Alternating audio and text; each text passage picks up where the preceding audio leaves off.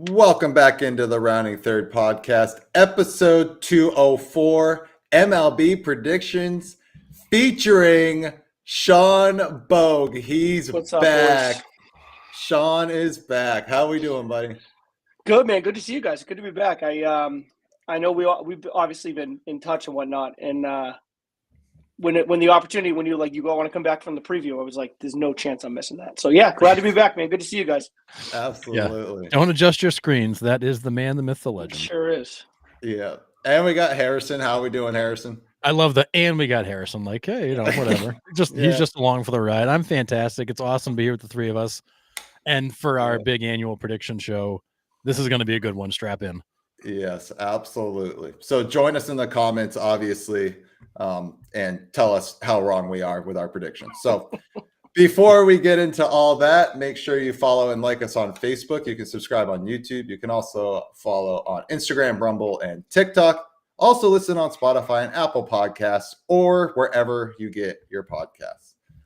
Also, at the top of all of our socials, you can hit our affiliate program links, Dick's Sporting Goods, MLB Shop, and Lids. If you click on that link and shop through those companies, we get a nice little kickback with no additional cost to you. So please use those links because it shows that you support us and those companies. And thanks for those that have. Yes, it's been a big help.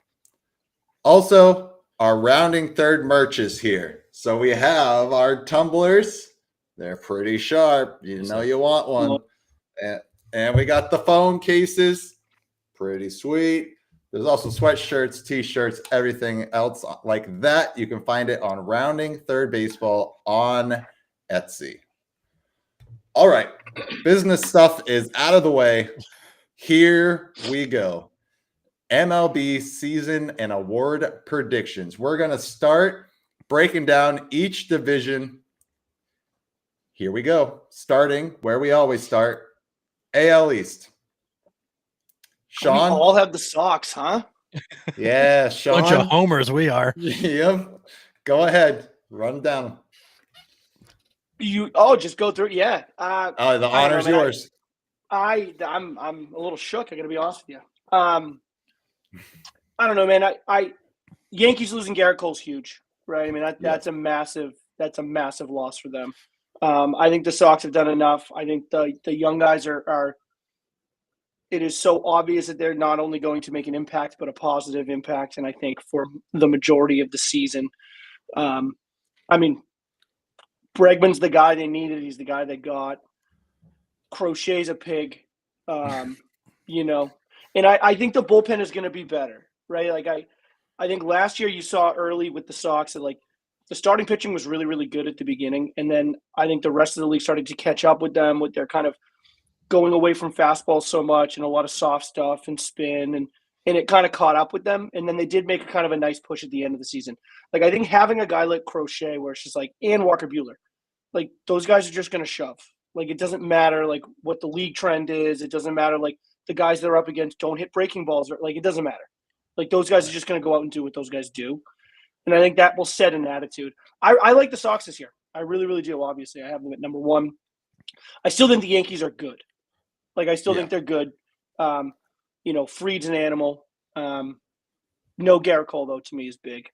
And the loss of Luis Heel for 3 months is big too. Yeah, there. Also true. Yeah. I mean, and then for me, Orioles, Blue Jays, Rays. Quite honestly, I don't know, man. I think any of those three can go in any of the order. I mean, it wasn't that long ago, man, that we were sitting here, the three of us, being like, the Orioles dynasty is about to start, and now like I don't know, man. Like it's just they haven't done anything. Like they haven't done anything. You would have thought that like they'd be making moves this offseason. They haven't done anything. So I don't know, man. I think it's pretty top heavy in the American League East. I could be wrong here, but I think it's really Sox, Yankees at the top, and then we'll see where it goes from there. Yeah, I'm with you. Harrison and I have kicked this around the last few weeks. I'm with you, Sean. I don't think the Orioles have done enough to stay at the top of the AL East. Well, what have they done? They went and got Tyler O'Neill, and that's good. Like he can hit. Oh, and Gary Sanchez. Gary Sanchez. I got Gary Sanchez. El Gary. Yeah. But I mean, you have Corbin Burns and Anthony Santander that you did not replace their production with. You did. I mean, yes, Tyler O'Neill hit 31 bombs last year at Fenway. He's not going to hit 31 at Camden Yards. There's they no way. They did move the fences in a little bit. They did, but I don't know. I think the Blue Jays are going to leapfrog the Orioles here. And listen, this comment, like underestimating the Rays, we can never underestimate the Rays. The Rays are always there somehow in the AL East. But I think his point being fifth place, which I kind of get. I just to me, like I don't know who else I put in fifth place. Yeah, like there's just nothing that jumps out for me about the Rays. Like they got guys that need to come back. Like they got guys that were injured that need to come back and be like, if they have a couple guys that could be candidates for comeback player of the year. That's an entirely different conversation. But it's like, I don't know, man. Like what's sexy about their roster? Shane McClanahan, and Caminero. That's about it. Injuries. You still got Yandy. Like you've got, you do have, but you've got talent there. But you're not where you were. But that team still scares me because you got McClanahan. You do have Taj Bradley. You've got guys like you just don't know who they are yet. And I don't think you're far enough along the path to be like these guys are going to be really good. They do scare me, and they are to me a bit of a wild card in the East, but they're not the juggernaut they were. No, you got a great manager. Yeah, they do. But so that helps. That'll help. Yeah, please. But I don't know. I think the Blue Jays pitching can't be as bad as it has been. Like on paper, they should have a decent rotation, and they just can't win for whatever reason. But that top five in their lineup is one of the best you're gonna see. I mean, you got George Springer, Bo Bichette, Vladimir Guerrero Jr., Anthony Santander, and who am I missing? There's another one in there. Oh, Andres Gimenez. So, I mean, that's going to be a pesky top five to get through. But, yeah, I just don't think the Orioles did enough this offseason. And the Rays they have a lot going on. Like, no home. They're playing in a AAA park that's going to be washed out every afternoon, and they're going to have to figure out that, like double headers all over the place, maybe playing half their home games in Miami at some point. Like it's just, there's a lot going on with the Rays, and I think that's why I put them last here. Yeah, I mean, we all did, so we're thinking the same thing. Yeah. What about for you, Harrison? So obviously, I just like you guys, Sox at the top. My biggest concern is health and the bullpen. That bullpen still scares me. I still think they're going to cost them a lot of games. Not as many as last year, but the question becomes how many. And also, do they address it? Obviously, this can change as the season goes on. I'm in the same spot as you guys with the Orioles, but I've been watching them a fair amount the last week and a half, and I think they're better than we expect. Those young guys are nasty. That lineup is gross. That might be one of the better lineups you'll see across all of baseball. They do have some pitching prospects, guys like Cade Povich who have pitched really well. So I think there's more there. And I think they're going to be a little better than we expect. And that's why I'm going to take them second. Honestly, if the Red Sox bullpen doesn't perform better, I could see the Red Sox and Orioles switching places here. I got the Yankees third because I don't trust that the injury situation is over. I think you're going to see other guys too. I think this is going to be a pile up. They could go off the rails pretty quick on them if they're not careful. And then for me, it's Blue Jays and Rays because I don't know what to do with them. I think the Blue Jays are too good to be in fourth place. The Rays are too good to be in fifth place, but they're not good enough to jump the three teams ahead of them. So I don't know what to do with them. But I do think the AL East is going to be probably a bit more of a gauntlet than we probably thought. But I still think the Red Sox hang on and take this. The Orioles are right behind them. And the Yankees, if they can find their way, maybe they can finish second. But I feel like they're so reliant now on nothing else going wrong. Yeah. Listen, I would love for it to be a 5-horse race in July. It'd be awesome. Like I would love it. I don't see it. I don't. And all the off the field stuff too that Nick had mentioned about Tampa, I think is incredibly important. Like that can do one of two things. It can either galvanize them for an entire season, but more often than not, more likely than not, I mean, that's just going to be a lot of additional stuff that 29 or whatever other teams don't have to deal with. Yep. That Right. now you are responsible for dealing with. And it's going to be it's going to be part of the conversation every time they lose a series. It's going to be every time that they don't, they don't show up to play, they don't have the energy, that's all it's going to be. It's Yeah. about that. So I don't know. Listen, It's going to baseball be a is tough one for them. Yeah, baseball is fun. In the comments, like, we agree with you. Like, their front office, for years we've been complaining about their front office. Like, it's not a secret, really.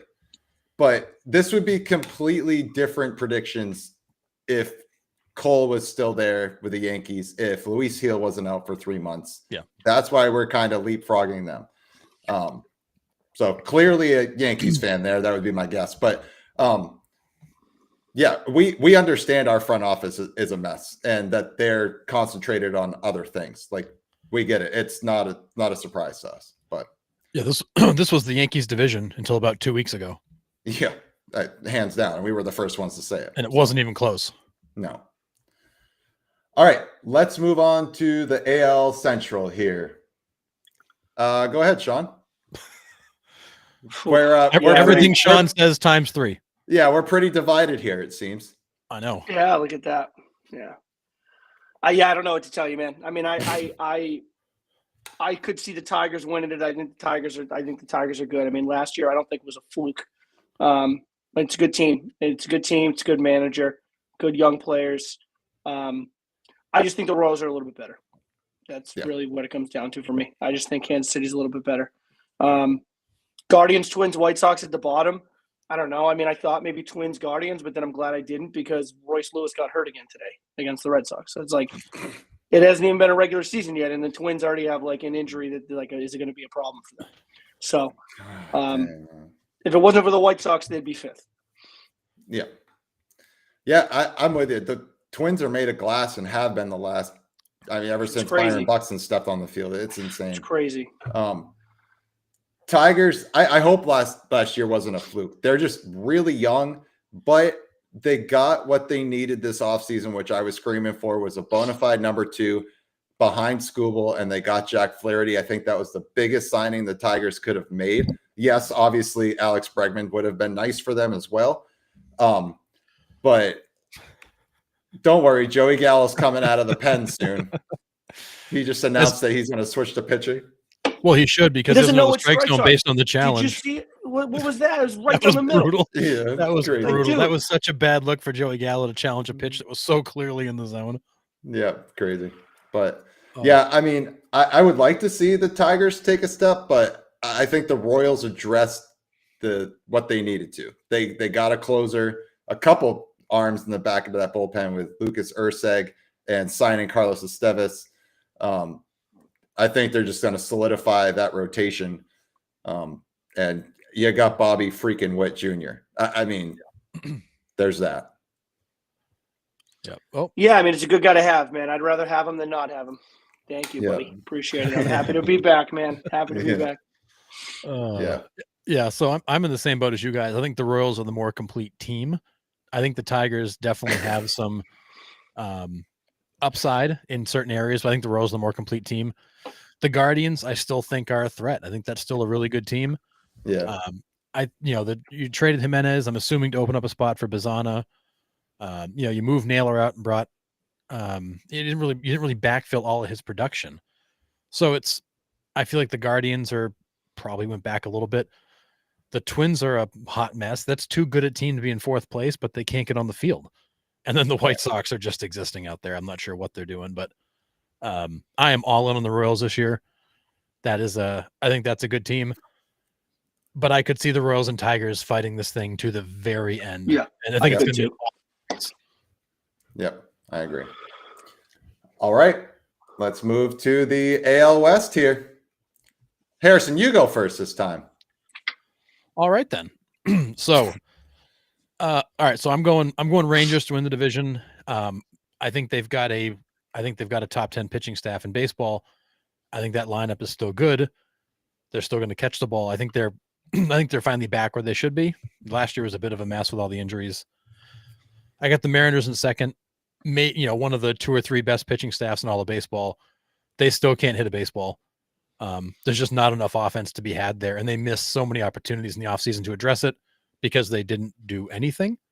And they're kind of in the Orioles spot. Like, you got talent, like you got some things, but like, did you do enough to get over the hump? And I feel like the Mariners don't have as many tools as the Orioles do, and that therefore they're going to kind of hang out. Astros in third. I don't know what to make of that team. Like, I'm just not sure. Are they in it? Are they out of it? I'm never going to count them out of it fully because they are the Astros. But I just don't think they're there anymore. And then I got the A's and the Angels to round it off. I think that A's team is not going to be a joke. They're going to be a fun team to watch. The Angels are not going to be a doormat either. I think this is actually a pretty good division where I think in the past it's been relatively, uninteresting. Yeah. So I literally did what I said I was going to do a couple weeks ago, and I put all their names in a hat and just picked it because I have question marks about every single team on this list. The Rangers can't stay on the field. They can't stay healthy. Astros are selling. They're buying. They're selling. They're buying. I don't know what the Astros are doing. The A's in a minor league ballpark could surprise some people, I think. They got some guys that can hit the ball hard and far with Langoliers and Rooker. Mariners can't hit at all, but they can pitch the lights out. And then the Angels, not sure what to make of them yet. But I literally did pick these out in order out of a hat. So, and then I was like, I have to defend how they came out of my hat. So that's how I defend them. But it is what it is. The AL West was a coin toss to me. I don't know what to make of this division, really. Yeah, I am almost in the exact same boat. Like I don't like my big thing with the Rangers being in third place is exactly what you said, Nick. They can't stay healthy. And like I know it's a new year. Like, and I get that it's a new year, but like these guys that get hurt for the Rangers are serial injury guys. Like they're just always hurt. It's not like last year was like a fluke. They're just always hurt. And 60-day hurt, not like so 10-day hurt. Yeah. It's like I'm going to assume that it's at least going to happen once this year. And if it happens at the wrong time, bye-bye division winner.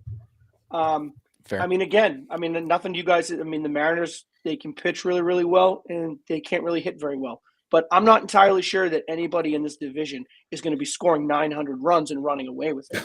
Like, I don't think you need to necessarily tear the cover off the ball in this division to be kind of vying for the lead. If they were in any other division, I'd say they probably have no chance.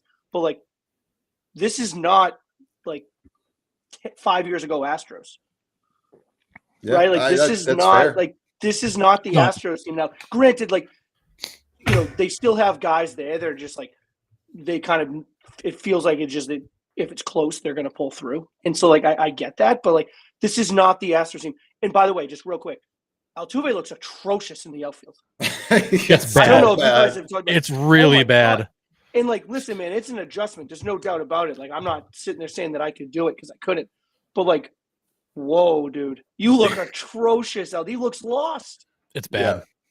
So, I don't know. I like the Mariners. I just like the way that they pitch. And I think pitching in a division like this when everything's kind of a crapshoot, I think that's going to matter a lot.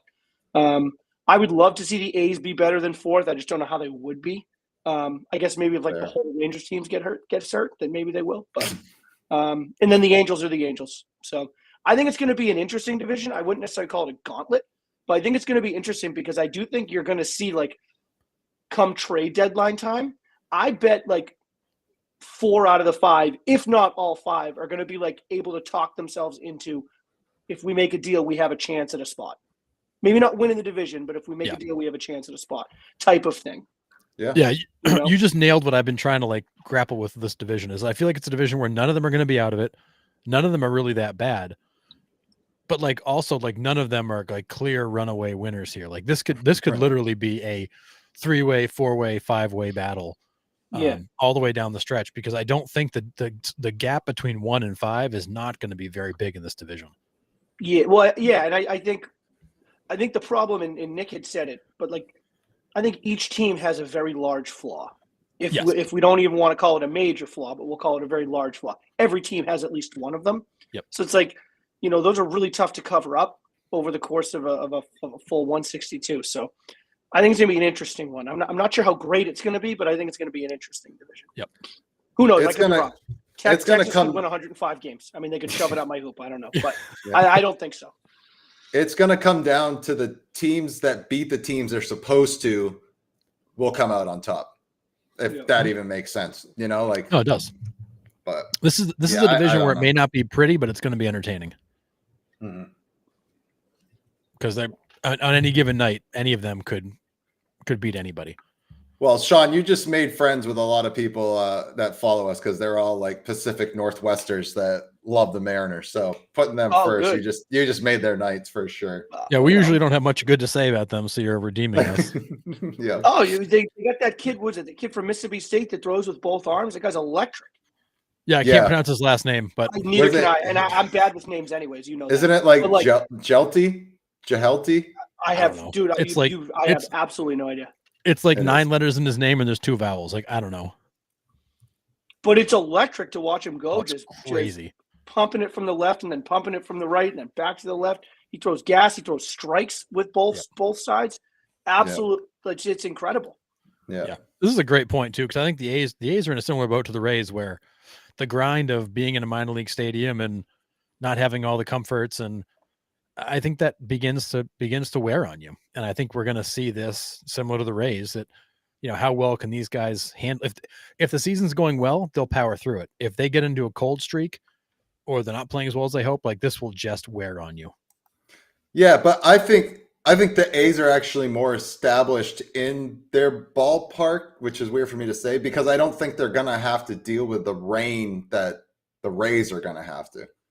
It rains in Florida every afternoon from 3 to 4 p.m. Like there's going to be some washouts. I think the Rays are going to be stacking games here. And then the league's going to be like, well, we got to figure out a way to not have them have all these double headers. So maybe they split their games with the Marlins or something of that nature. I don't know what it's going to, but I have a feeling it's going to turn into something like that. It's a fair point. The Rays have it way worse. Not only that, but even when it doesn't rain, it's going to be 100 degrees with a bazillion % humidity. And that's miserable to play in. I mean, that's why the Rangers used to only play games at night because nobody wanted to be out in that weather. The Rays definitely have it worse. Yeah. The A's don't have it great though. Yeah. Oh, this would be interesting too. Like to see the stats on how teams do the season after they relocate. I'll have to dive into that. I don't know. All right. Let's move over to just kidding. The wild cards first. Your wild card picks. Go ahead, Sean. Yeah, I mean, it looks like we're all kind of simpatico here. Yankees, Tigers, Astros. I don't think there's any secret there. Yeah, I agree. I mean, I think the Yankees are still good enough to make the playoffs. I think the Tigers and Royals are both playoff teams. The question is which one wins the division, who's the wild card. Yeah. You guys took the Astros. I took the Orioles. I think both teams have major question marks on them.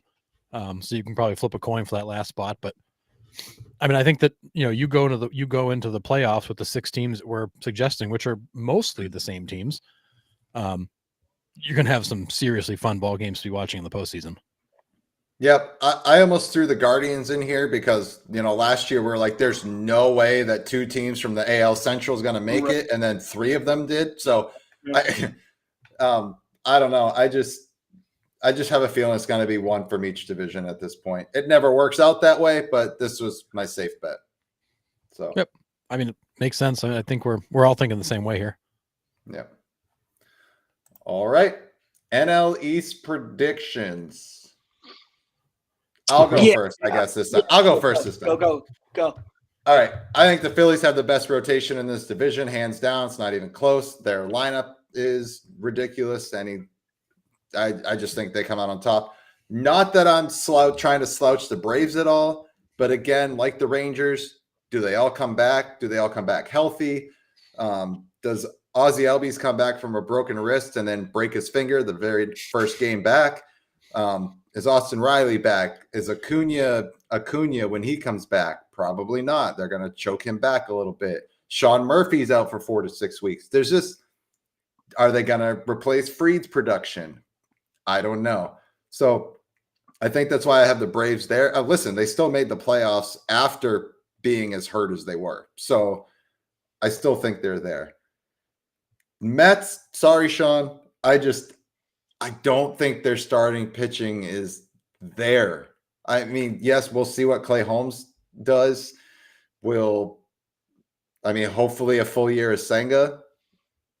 But after that, like I don't really know. Obviously the addition of Soto is ridiculous. I got too many question marks in that rotation / pitching staff. And then Nationals are young and up and coming, but not good enough to, get above the other three. And then the Marlins have 25 AAA guys. 25 guys under 25. They're the 25 under 25. Yeah, exactly. So that's my outlook there. All right, Sean, go. So I'll never not pick the Mets to win this division, so I'm picking the Mets. It's most likely my guess, quite honestly, is it's probably if I had to if this was a betting thing and I had to put money on the line, I would probably have it exactly how Harrison has it: Braves, Phillies, Mets, Nationals, Marlins. I'll never not pick the Mets though. If I have an opportunity to get on here and pick them to finish first, I'm going to do it. I'm with you, Nick. Though I think the starting pitching is going to be tough for them. I think they'll be able to. I think they're a streaky offense. They were a streaky offense last year, right? They kind of really got hot for an extended period of time, and it was like, and we even got on here last year, and I said the Mets just won't beat themselves. They just played a pretty standard, kind of basic game of baseball. Like they don't make a ton of errors. Like the pitchers they don't walk the bases loaded. Like they throw strikes. They kind of catch the ball. They throw the ball. I expect a little bit. Pretty much the same thing of that this upcoming year, just with the addition of Juan Soto. I don't know how much. I mean, it's going to make a difference. Don't get me wrong. I'm not sure what kind of difference. Like, does that take them to 105 wins? No, probably not. I think the starting pitching is going to be the talk of what that season is going to be, because I think the offense will be there. I think the defense will be there, and I think it's going to come down to the consistency in the starting rotation. But I'll never not pick them to go first. Yeah, it's fair. Fair. It's an admitted bias. I like it. Oh, no question. Yeah. All right. So for me, I'm same as Nick, but I flip-flopped the Braves and the Phillies. I took that because I think the Braves are going to be healthy. I think they are going to be back. I think the Braves healthy are better than the Phillies. And also I just don't trust the Phillies. Trey Turner's been a bit of a hot mess there. I think the pitching staff is outstanding. Don't get me wrong. I think that's not going to be their weakness. The pitching is not going to will cost them anything. It's going to be, can they hit? Because that's a team that's proven they are red hot and then ice cold. Yeah. So I'm going to take the Braves for the consistency and the fact that I believe they will be healthy. Philly second. I get the Mets third for all the reasons we just talked about. That Mets team feels like the Yankees teams of the past, where it's been like all offense, no pitching, and you're just hoping to slug your way to wins. Which I think that works against teams like the Nationals and Marlins. It's not going to work against teams like the Braves and Phillies. So I think the Mets are going to be a bit of a Jekyll and Hyde all season. They're going to feast on the lower end teams and struggle against the better teams. So I think they finished third. And then Nats and Marlins, for the same reason Nick said, Nats are on the way up. Marlins are a glorified minor league team. Now I will say, I said last year I thought the Marlins won the trade deadline with the moves they made, and I think they've packed the minors with talent. They're just years away from that talent being ready. Don't worry, they'll ship them out. All right. Well, no, I'll say this. Even while they're cheap, then they'll ship them out. I'll say this last thing for the Mets. I'll say, if the Mets want any opportunity, any slight chance at competing for this division, it's going to have to be what we said about the earlier divisions. Like, they have to win. The games they're supposed to win, they have to win at like a 75 or 80% clip. Yeah. Like, you have to absolutely dominate the teams that you're supposed to dominate. And if you can do that, then you'll be able to kind of grind and battle your way, like a few wins here, a few wins, losses against the Phillies, against the Braves, against the Dodgers. But if you're win, the games you're supposed to dominate, if you win those at a 60% clip, it's just going to be too much for them. So they're going to have, it's going to have to be, 80%, we're going to got to win 80 to 85% of the games we're supposed to win if we want any slight chance, because the Braves and the Phillies will. Those teams will dominate at that level. So you have to keep up with that. Yeah. Yeah, that's a fair point. You have to absolutely outpace against the lower end of the league, and you just have to feast on that if Yeah. you're going to have any shot of hanging around. But I think that also plays too. Like if you get into a tight race or into the playoffs, like the Mets are going to have a tough time in those scenarios, trying to go up against some of these bigger teams in pressure situations because they don't have the pitching to lean on. It's Senga and then a bunch of other guys. Yeah, I agree. All right, over to the Central. Go ahead, Shawnee. I don't know, man. I literally texted you that I was like, this is an entire shit show. Like, I have no idea. Agreed. I have no idea how to handicap this division at all. Yep, like, literally at all. So I don't. I mean, this is the equivalent of me picking them out of a hat. Yep. You know, like I really don't know, and I it's like such bad podcasting because I have nothing to add to this. Like I have no idea. Yeah, I mean, Brewers I think are really good, and they were really good last year, and I think they're really good this year, and I think they're going to be really good. I think they're going to have a really good consistent season. I think the Cubs are really good. I picked the Cubs to win it last year, if you guys remember. So I think I was like maybe 1 or 2 years a little early, but I really like what the Cubs have done. I love the addition of Terry Francona behind the bench there in Cincinnati. I think that's going to make a big difference. The Cardinals, I have no idea what to think about, and the Pirates, I don't know. Paul Skeens is good, so that's kind of my. Yeah. I mean, I don't have much better like expert analysis than Sean does. I picked the Cubs because they got Kyle Tucker and they've got a really good pitching staff. Otherwise, I don't think the Cubs are like anything super special, but I think they're a good team. I looked at the Brewers as every time I think the Brewers are out of it, they win the division. I don't know what to make of that team either. You lost Willie Adames. At some point, you have to at some point you can only cut so deep before you can't survive it any longer. And I feel like this is the year the Brewers finally take a step back. Who knows? I love the Reds. Putting them third hurts. I think the Reds are on the way up, and they're on the way up in a hurry. Francona is a huge factor there.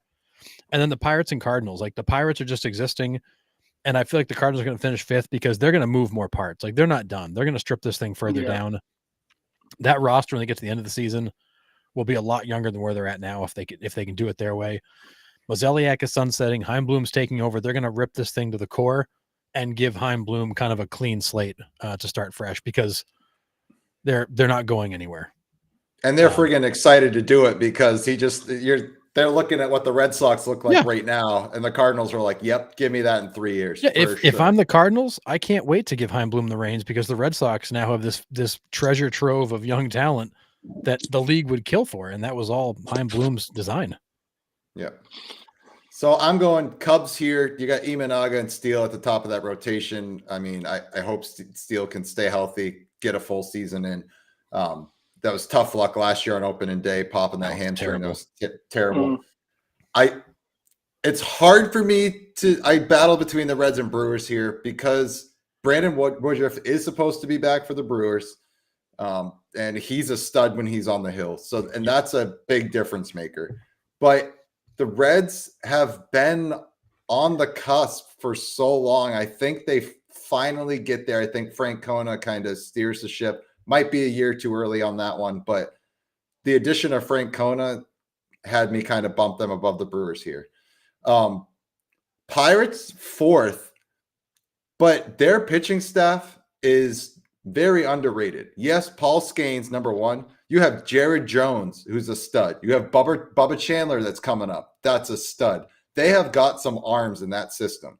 Now, but they've always had arms in the system that don't translate to winning games at the major league level. Right. Until they get traded to another team.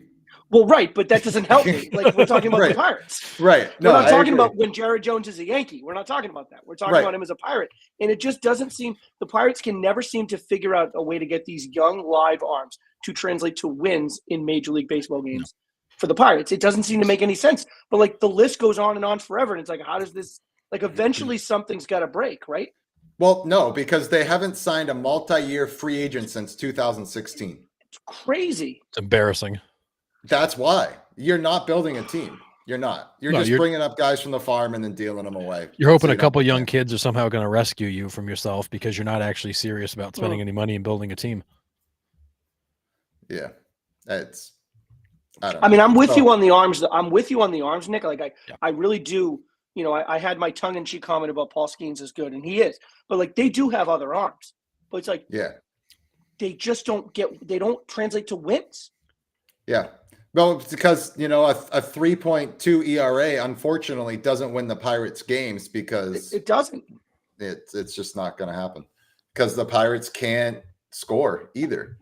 Like their offense is putrid. I mean, No, who do not you, good. Brian Reynolds and Cabrian Hayes has been terrible offensively. He was supposed to be He's a your good next. defensive player. Yeah. Yeah, that's it. So Mhm. I don't know. And then the Cardinals, for everything Harrison said, ditto. I don't really need to restate everything with the Cardinals, but it's kind of sad to see the Cardinals in such a spot, but at the same time, like it's the right thing to do to basically tear it down and build it back up because that group ran their course. Yep, absolutely. All right, over to the West. And really, the only difference here is Sean's got the Padres in second over my Diamondbacks. So, why? Yeah, he wants an explanation, Sean. He's hurt. Tell me.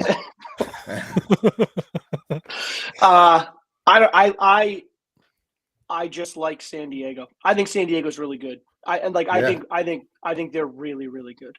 And I think if it wasn't for the Dodgers being who the Dodgers are, like I think San Diego is how do I want to put this?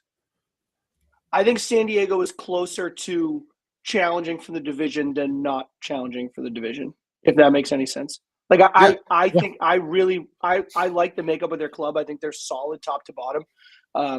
I like the way that the club is run. Now, all that being said, I could definitely see a scenario in which Arizona comes in second place. Do you know what I mean? Like, because I think Arizona is that good too. Like, it's a 1A 1B situation for me. You know, I think San Diego's just a tiny hair better, but that's it. Yeah.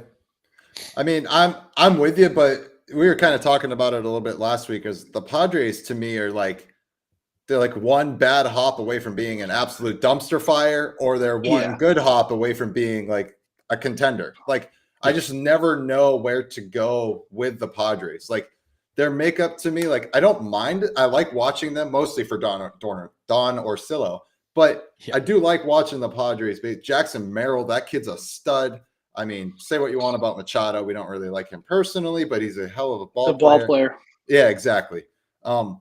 I mean, and all they really lost was Profar and Ha-Seong Kim. I mean, yeah. So, I mean, are those pieces you lost? Yeah. But you still have a hell of a pitching staff. Musgrove is he out this year or is he coming back this year? I think he might have been he might be out this year because I think he was hurt at the end of last year with Tommy John. He's out for the whole year? I think so. Because he wasn't in the playoffs because of Tommy John. But yeah, he'll miss the entire season because he didn't undergo surgery until late 24. So he's out through most, if not all, of 2025. Yeah. But Arizona, did they get Schilling and Johnson back? No. But they did sign Corbin Burns. Corbin Burns, Zach Gallen, Merrill Kelly, Brandon Fott. Like a lot. Yeah, so the pitching's legit. The pitching is no doubt legit. Yeah. It's the bullpen for me. Yeah, agreed. Yeah. They're starting, I think, the starting pitching is very, very legit. Right. And I really think between San Diego and between Arizona, I mean, those are some big time staffs. Like those are good starting rotations. Unfortunately, the Dodgers are the Dodgers, and it's bullshit. But the Dodgers are the Dodgers. But that might be, if we're going to talk within divisions, that might be the best race of the whole season. The second place race between San Diego and Arizona. Like that might be the best one in the whole league. Yeah, to me it's the AL Central race and the NL West race behind the Dodgers. Yeah. I think those are going to be the most exciting races in all of baseball. Yeah, and then who knows? The NL wild card, as it shaped up last year, was pretty ridiculous too. It sure came was. down to the last day. And the Diamondbacks missed the playoffs last year by a game after scoring the most runs in baseball. I mean that team, and they did not get worse. You could argue that they're the same, if not better, offensively. So it's the Diamondbacks Padres are going to be an absolute battle. because they're two teams I think that are in very similar places. Yeah, I agree. I mean, you lost Christian Walker, but you filled it with Josh Naylor. I mean, it's pretty sweet. Corbin Carroll is not going to have a first half like he had last year. I think he's found it. He's going to be fine. Ketel Marte is an absolute stud. He's my favorite player to watch in baseball right now. Yeah, Perdomo's not hurt for a bunch of the year like last year. Yeah, and he's a big cog in that machine that just turns the lineup over to Carroll, Martell, and Naylor at the top there. So, and then Suarez, Moreno, like you've got guys that are going to hit that'll probably have better years this season than they did last year because they got off to slow starts. Yeah. So the Diamondbacks. The D-backs just can't be as streaky as they were last year. You can't score like 5 runs in an inning and then nothing the rest of the game. Like you have to be able to continue to move the line. Agree. All right. NL wildcard teams. We're a little bit different across the board here. What do you got? Yeah, I mean, I had to be honest in the idea that I had the Mets winning the division, but I mean, let's be honest, the Braves and the Phillies are both going to be in the postseason. Yeah. So I kind of had to give them one of my. We all feel this way, Richard. We all hope Dodgers kills in that role. And then the Cubs, and we're going to get to it in a minute. I know we have the other kind of award predictions coming up too, but I think Kyle Tucker's going to have an MVP season. Like I think Kyle Tucker's going to be unbelievable in that clubhouse. I think for that team, he's going to do incredible things. And I think because he has the season that he has, I think the Cubs, maybe they don't win the division, but I think they're right there. I think they're in the postseason. Yeah. Yeah. So I think we've got a fair amount of overlap in terms of the actual teams that make it. We just have a different setup in terms of who wins divisions versus wild cards. But, I get the Phillies coming out of the East. I'm not going to count the Brewers out because I refuse to. Somehow they're always there. And then I'm going to take the D-backs to round it out. So again, I'm going one from each division because I think it's going to be pretty even. I don't think you've got one division that's going to just so dramatically outpace everybody else. Yeah, I got Braves because I have the Phillies finishing first in the East, and then Reds because they're finished second in the Central. And it seems like they've been only like a game or two out of the wild card these last couple of years. So I'm thinking again with the addition of Francona, they can finally get there. The biggest question mark with the Reds is their starting rotation. Can they stay healthy? So hopefully they can stay healthy. And then the Diamondbacks, like I said, I think come out of the NOS there. But we'll see how wrong I am at the end of the season. So absolutely. But who are your World Series picks then, Sean? Who are you taking in the World Series? I'm not sure how the Dodgers don't make it. The talent is crazy, but it's the power, it's the getting on base, it's the dominant pitching, it's the strikeouts. It's like everything they do, they just do like at the best level in the National League. Like I'm not sure, barring crazy injuries, I'm not sure how they don't. Right. Let's say it's not the Dodgers, and I had to pick somebody else just for the sake of an argument. I think Arizona has a legitimate chance. I don't even have them in the postseason, but I think they have a legitimate chance. I think the Cubs, I think the Phillies, I think this could be the year that we see the Phillies kind of break through too. Yeah. Like I hate to say it as a Mets fan, but like for the teams that I have listed in the postseason that are not the Dodgers in the National League, I think the Phillies are as good as a team can be. That is a top to bottom good team with dominant pitching. And like that's going to matter for them. Like I think that's going to come up big for them, that starting pitching. Yeah, especially in a playoff series, I think the Phillies pitching definitely plays. But I'm going kind of what you were just saying. I'm going not Dodgers. I'm going Diamondbacks, Red Sox. Yeah. All right. Both of the teams I kind of follow. Red Sox first, Diamondbacks kind of my secondary team, my 10:05 Eastern time team, if you will. Sure. And I just think Arizona's got what it takes. They got to address the bullpen, but all indications are the GM is willing to do whatever it takes to get them the pieces they need. If it's not the Dodgers, which everything you said, Sean, they're better pitching, they're better hitting, they're better power, they're better contact, they're better strikeouts. They at bullpen, they have 18 closers, they have 13 starters. I mean, the Dodgers. It's so stupid. Yeah, it's an embarrassment of riches. And if they don't win the World Series again this year, it will go down as the biggest letdown in Major League history. Like no joke. Yeah, has to be. Yeah, I think so. I mean, even worse than the 116 win Mariners. Even worse than that. But yeah, I don't know how it can get worse than that, dude. I mean, I think it depends. I mean, it depends. I mean, do they have an absolutely dominant regular season where like they avoid any major injuries, they go into the postseason healthy, and then they still fall on their face? That might be worse than that Mariners. But I mean, like, dude, you get a big piece of your starting rotation, or like a big kind of middle of the order like tone setter, like gets hurt and misses a chunk of time. I know they have other guys, but like, those are difficult things to replicate, particularly in the middle of the season. Like those are difficult things to just kind of wipe clean. So I think if that's the case, like you almost got to give a team a break a little bit. Not to say I'd love to see them fall on their face, but it would be hard to say that it was, worse than that worse than the 116 Mariners. Yeah.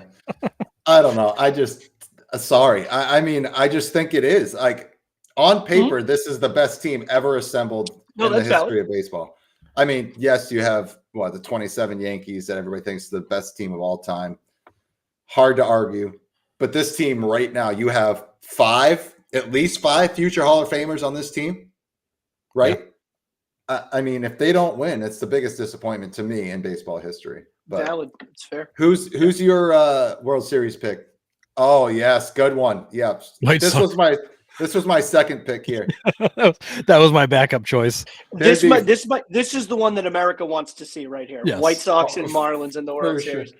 It's a network's dream. Yeah, 4 people watching it. Us 3 and Richard. Baseball history dork has Phillies and Tigers. I don't hate that pick. I really don't. No, I don't either.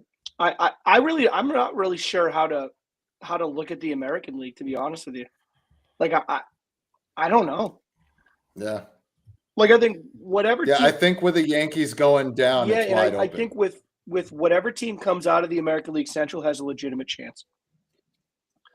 And when I say whatever team, I mean between Kansas City and Detroit. Because if somehow Cleveland makes it out, I don't think they have a legitimate chance to win the World Series. Just being honest. But I think Kansas City does. I think Detroit does. I really don't know who in the West.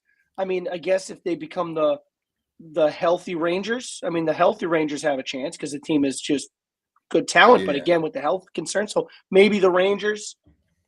I don't know. I mean, do the Sox really? Like, I'd love to see it, but like, do they? I don't know. Yeah, I'm with you on the American League. I don't think they're done. No, and I hope not. I mean, it's only March 16th. I hope they're not, and I hope they continue to bolster some things, and I hope they identify areas of weakness throughout the year and attack them.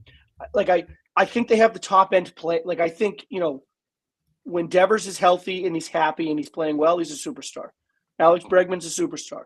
I think Tristan Cassis is upcoming. I wouldn't call him a superstar yet, but he stays healthy. I think he's a 35 home run, 120 RBI guy. Like they got guys, right? Crochet is a pig, and Walker Buehler really pitched really, really well in the postseason. Hopefully he can continue that in the regular. Like they've got guys, but like when you look at their roster, like do you look and say like that's a team that can compete for a World Series? I don't know. I just don't know if they're there yet. Like I don't know how to look at the American League in the context of like the postseason. I have no idea. Yeah, I think we went from a situation where the Yankees were so clearly the best team in the AL. Like there was a pretty good sized gap there, and it was like, well, it's Yankees all the way. And then all of a sudden they fall, and now we're all left with, well, it could be anybody. Like, and let's be 100% honest. Let's be honest. It very much easily, well, not easily, but very much could still be the Yankees. Oh yeah. I mean, the Yankees are not. The Yankees are not dead. They're not. No doubt about that. It's just not the runaway that we all thought it was. Yeah, we went from the Yankees were so clearly the AL favorite. They're going to run away with this thing. They're going to win the division comfortably. They're going to roll through the playoffs. Going to go back to the World Series. That's where we all were, 2 weeks ago. And I think we're now in a world where the Yankees have fallen, and now it's like, well, geez, you could flip a coin now. Anybody could step up. Could the Red Sox do it? Yeah, they could. But their bullpen's a big question mark. Could the Orioles do it? I don't think the pitching is good enough. Could the Royals do it? Maybe, but are they a strong enough team all around? Like, you can go down the list and pick them all apart. Because I don't think the American League has a clear-cut leading team. And in the National League, I mean, obviously it's the Dodgers are the favorite, but the Dodgers are not a perfect ball club either. Like, when they get into these tense games, their pitching's going to carry them. Their offense has holes. Their bullpen's good, but like, they're not a perfect team. I mean, they should be for $400+ million, but like, they have their own flaws. And then the other part of it too is health. Like, they're going to be there. It's a weird. Yeah. The AL is wide open. The NL, it's really the Dodgers until they can't. Yeah, agree. All right, on to our award predictions. Here we go. We'll start with the AL Manager of the Year predictions. I'm going with Mark Kotsay of the A's. I think the A's kind of overachieved. Like I said, like, I kind of went heavy with them in my fantasy draft because I think Langoliers is going to have 30+ homers. Lawrence Butler's going to have 25 to 30 with 20 to, hopefully 20 to 30 stolen bases. Brent Rooker had 40 home runs last year in the Coliseum. That dude could be pushing 50. I think the A's have, and then they finally got some starting pitching in there. Severino, Jeffrey Springs. Yes, they're not top of the league guys, but they got some pieces there. I think the A's actually do pretty well this year. So I'm picking Mark Kotsay there. It's a great choice. I mean, it's hard because I think it's like 12 straight managers of the year have had playoff teams, which he won't. He won't. That's the one thing working against him, but I think Kotsay's a great choice. I took Matt Quatraro in Kansas City. Like I said, I'm all in on KC. I think they win that division. I'm actually leaning towards them as my AL World Series team. I think they are a very complete team. You got Jack Caglianone coming up in the minor leagues, who we may even see this year at some point. I think that's a good, solid ball club all around. They got guys that can throw the ball. I know you like them, Sean, but I'm all in on the Royals. Yeah, that's valid. Fair. I picked Cora. With all the excitingness, I don't know if that's like made up a word, but all the excitement, if you will, that's around the Red Sox and the young players. Like, young players playing every day and making a big impact is not exactly an easy thing to navigate. Doing it in the city of Boston is not easy to navigate. Doing it when the fan base is starved for a team that's good again is not easy to do. Like, I think all those things are just working to kind of add additional pressure onto the team, but particularly with Cora. I think the team will play well. I'm expecting them to play well. I'm expecting them to have a good year. And I think Alex Cora is going to be a big part of it. It's already started in spring training with the whole, like, Devers doesn't want to move from third. He's a third baseman. Would you consider playing another position? No, I wouldn't. It's already started. Like, his job of kind of finessing these kinds of things has already started.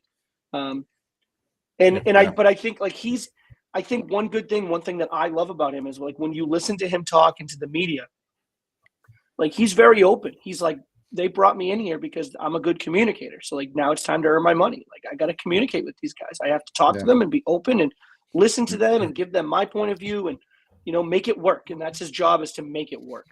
I think he will. And I think, I got to tell you, I think if you're a team that's 81-81 the year before, where, like, the fan base is calling for the ownership to sell the team, for crying out loud, and you turn that around in the next year, you win the American League East, I think you got to be in consideration for the award. I think you have to be. Oh, Yep. 1,000%. So I think he'll be right there. I do 1,000% think he'll be right there in the conversation. Yep. Oh, fair enough. Great reasoning. Yep. All right. Over to the NL Manager of the Years. Who wants this one? I'll go first. So I originally was going to go with the Brewers, and I'm now blanking on his name. I don't know why. Pat Murphy. I was going to go with Pat Murphy, and I'm like, 2 years in a row. Like, I feel like the Brewers are going to do more than we expect them to do. But I think really, when it comes down to it, I think it's going to be Craig Counsell, because I think the Cubs are going to be really good. I think he's, again, kind of like in the same spot as Cora. They had a good season last year. Missed the playoffs. Obviously had their own set of problems. make some changes. He's got to manage a lot of new faces, bring that team together. And from what I've seen from their time over in Tokyo, like how that team is gelling, how they're working together, how he's very much in the middle of it all. I feel like he's probably already in a good spot in terms of bringing that team together. I think they'll have a good year, and I think because of that, I think Council will win the Manager of the Year. Fair. Go ahead, Sean. Yeah, I mean, if I'm going to pick the Mets to win the division, I kind of have to pick Carlos Mendoza to win Manager of the Year, right? Because if the Mets go ahead and win that division, it's fair. If the Mets win the division, he's in there for that conversation, considering how loaded and deep and complete both the Braves and the Phillies are. So I really painted myself into a corner with who I had to pick for this one. But I do. I mean, it's fair. Listen, he did a great job last year. I think last year he really showed his nuts on what kind of manager he can be, and I expect him to continue that, and I think Mets fans will expect him to continue to be the solid, good manager that he was last year. We've kind of beat a dead horse with the lack of rotation, but you added maybe the best player in baseball or a top 3 player in baseball, right? It helps, but let's keep it up, right? Let's continue to do what we do. And I think if he continues that messaging, I think the Mets will have a fine season. But yeah, I kind of painted myself into a corner by picking them to win the division. I kind of got to pick him to win Manager of the Year. I mean, he was a finalist last year for Manager of the Year because he's proven he should have been. Yeah, he's proven to be exceptional in the dugout. Mm-hmm. Yeah. I went with Tito Francona, kind of the same way that Sean is. I kind of painted myself into a corner here because I have the Reds making the playoffs. So it's like, well, the Reds haven't made the playoffs in a while. So if the Reds make the playoffs, it's got to be Francona. So that's kind of what I did there. If he wins, I love that. You're welcome. Did he win one with Cleveland? He did. Yep. And he won one in Boston. Yep. So he could make it three different teams with 3 different clubs as Manager of the Year. Yeah. In that case, yes. So. Did he win one in Boston? I'm not positive. I have to imagine he did, but I'm not positive. Now that you say that. Oh no, he won them all with Cleveland. He won in 13, right, 16, and 22, all with Cleveland. So all of them were with Cleveland. Okay. Yeah. I thought he won one of those in Boston, but as you're saying, I'm like, wait, no, I think you're right. Yeah. Yeah. All right. Let's move over to AL Comeback Player of the Year. I'm going to take this one first. Because your player's not in the American League? Is that why? I know. My player's not the American League. You think he's going to get traded? This is me. Yes, sir. I think the Marlins deal him, and I think they deal him in the next couple weeks here. I think he's gone before opening day. It's either Red Sox, Yankees have the biggest desperation. I wouldn't surprise me if he goes there, or he goes to the Mets. He's going to one of the New York teams, or he's coming to Boston. So then he's going to go to AL and then be the Comeback Player of the Year. Whether he's still considered the AL Comeback Player of the Year, even though the last year was in the NL, I don't know how that works. But hey, that's my reasoning of putting Alcantara in the AL Comeback Player of the Year. He's getting traded to the AL. Year based on where you are, not where you came from. Okay. So wasn't Chris Sale Comeback Player of the Year last year after coming off his horrendous year in Boston? Oh, that's right. Good call. Yeah. Good call. Perfect. So yeah, I think he comes and pitches for the Red Sox or the Yankees, and he wins AL. I'll tell you what, if he goes to either of the New York teams, my predictions all change. Just for the record. All right, go, Sean. Yeah. I mean, I got DeGrom for the sole fact of baseball's better when this dude's healthy. Baseball's more fun to watch when this guy's on the mound every 5 days. As long as he is on a team, he will be one of my favorite players in baseball. And so I literally start every year being like, he's my Comeback Player of the Year because he's always hurt, so he's always eligible for it. Yeah, and so every year. So I'm just going to keep rolling with it. He's going to be my pick. Yeah, man, I want him to be healthy. You, man, I really do, dude. If he's healthy, he's on the list. He is so good, and he still is so good. And I know he's like a billion years old now, but he's so good. Yeah, I feel like baseball fans deserve a healthy year of Jacob deGrom. Like we've been robbed of it for so long. Like we're owed one. Just give us one, And please. like it's crazy because like the last time he had a healthy season, his ERA was like 1.7. Ho hum, no big deal. Like it's just fucking crazy. Stupid. Yeah, he's different level. It's stupid. So just like Jacob deGrom, I'm going to take the hitting equivalent to Jacob deGrom. I'm taking Mike Trout. I think the move to right field is going to help him. And I also think the way the Angels and Mike Trout are talking is going to help him. You know, Mike Trout is, I believe, now accepting who he is at this point in his career. The Angels are now accepting who he is at this point in his career. He is not the Mike Trout of old. He cannot go 100 miles an hour 6 nights a week anymore. He's going to have to have ways. He's going to need off days. He's going to have to dial it back. He's going to need a break. And I think because of that, I think Mike Trout will win the comeback player of the year because you're going to get 120 or 130 games out of him because they're going to load manage him like the NBA does. They're going to pick their spots. He's finally going to produce. And I think because of that, that makes the Angels a more dangerous team. But when I asked Mike Trout how he's feeling, he sent me that picture. I mean, he's thumbs up, good to go. So we're, I think we're locked in for 25. Yeah. Baseball history dork says Rendon will swoop in out of nowhere and take it. Well, that would require him coming to the ballpark. So that, and I'm pretty sure if he swooped, he'd pull something. There's no way he'd make it. What a nightmare that guy's been. Yeah, absolutely. The Angels are going to end up paying him $245 million for 257 games. Just let that sink in for a minute. It's like $937,000 a game. Yikes. All right, NL comeback player of the years. I love how we're all different here. So, Sean? Yeah, well, I mean, we're not. I mean, you had Sandy in the American League. I just have Sandy in the National League. Well, Yeah, I mean, dude, the guy's electric. His stuff's fantastic. He's a bulldog. You know, he's healthy. If he stays healthy, he's going to be one of the better pitchers in baseball. I mean, I think we can all probably kind of pencil that in. So, you know, assuming he stays in Miami, you know, I think he's going to be part of that short conversation in the National League for comeback player. Agree. I'm taking Jung-Ho Lee from the Giants. He got hurt really early in his rookie season last year with the Giants and was already having a pretty good start, put some spark into the Giants. I think he comes back, has a full year, and puts up some numbers for the Giants. So that's who I'm taking for it. And I'll come back. Jung-Ho Lee was my rookie of the year pick last year, and then he got hurt. So I'm still a little stung by that. So hesitant to pick him again, but I love the pick. I'm going to go with his teammate. I'm going with Justin Verlander. I said it a few weeks ago. I think Verlander, he's in camp. He looks good. He looks healthy. He looks happy. He's not going to be expected to be an ace. He's going to be able to just go pitch every 5 days. He's going to get to mentor.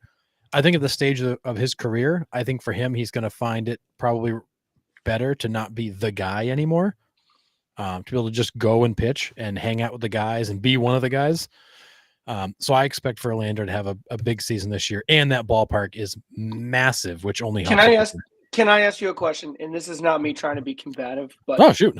When was the last time Verlander was the guy? 23. 2023 in Houston?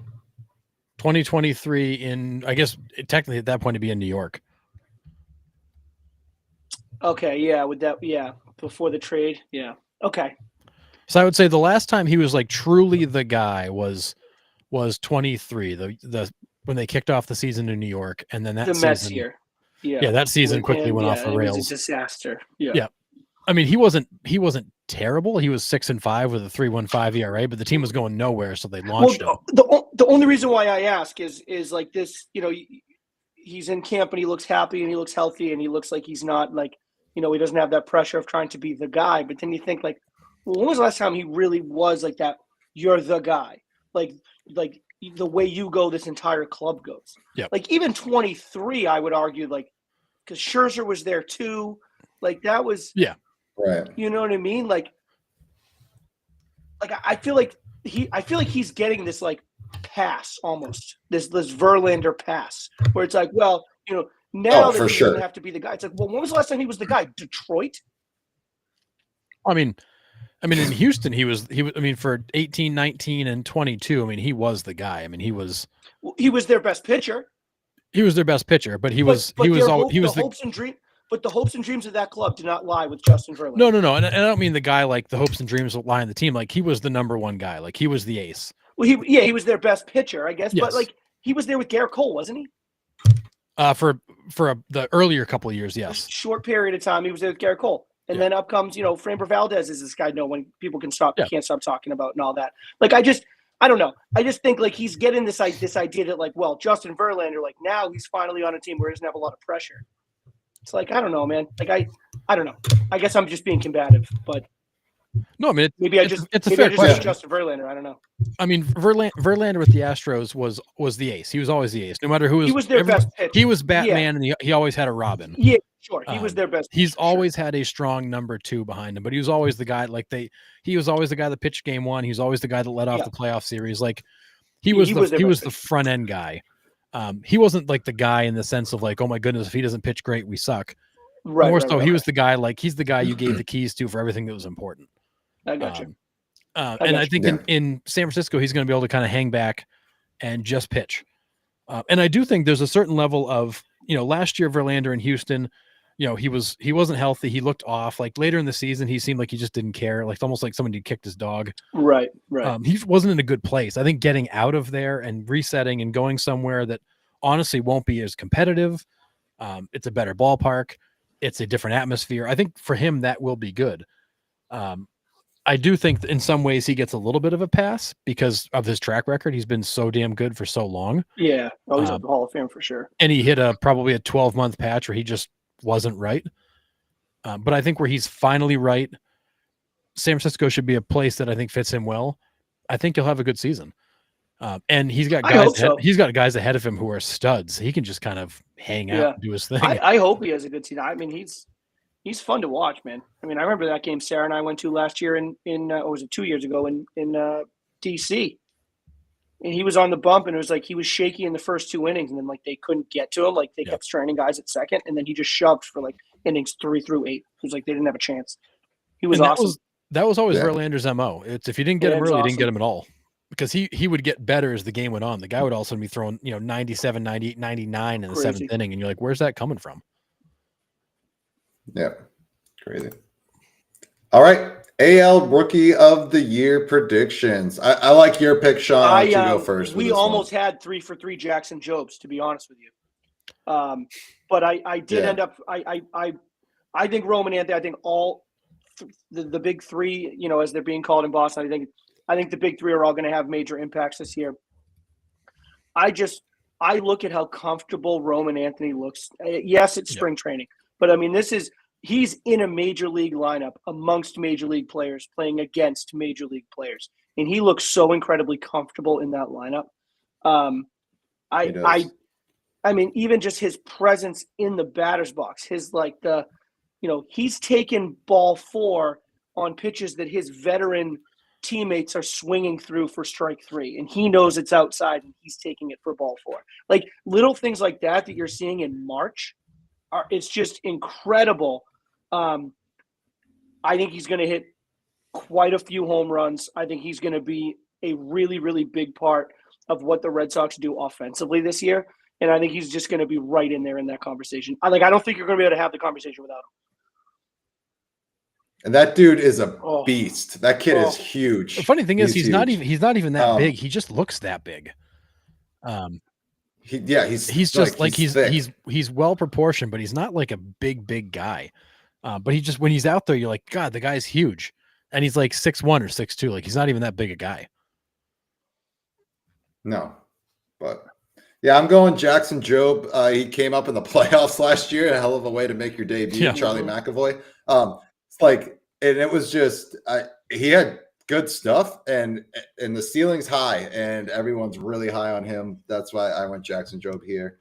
I did battle with Roman Anthony for sure, but I'm gonna lean pitching. Yeah, and I can't give you a different pick, so I gave you a different picture. So I took Jackson Job too. Honestly, I put Roman Anthony in here first, and then I sat there and thought about it. And I'm like, I'm still just not 100% sure Anthony gets enough playing time. I just don't know how this lineup's going to shake out when Abreu's healthy and you got Duran, you got Rafaela, you got all these guys. Like the Red Sox have so many guys. Yeah, they do. But all there. I think, and I love Abreu, and I was bullish on him when that trade went down, and the return was Abreu was part of that. I remember coming on this with you guys, and I was bullish on him. Like I like him a lot. Yeah, you were on Abreu long before I picked up who he was. I think the league likes him a lot, though, and I think Roman Anthony is making a legitimate case for the Red Sox front office to say, hey, let's dangle Wilder Abreu out there and see what we can get. Maybe a Sandy Alcantara as part of a return. Because it's just a crowded outfield. Very. And I'm with you on Roman Anthony, but Roman Anthony's the guy, if he's up and he's on the roster, he's got to be on the field. He's got to play. He's got to be in the batter's box. He's got to be in the batter's box.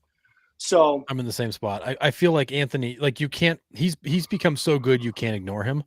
You can't I could see a situation where maybe he does go down just to start the season while they figure out the roster and bring him up. But I feel like he has to be up there because I think he's been so good you cannot leave him off and you got to find a home for somebody else.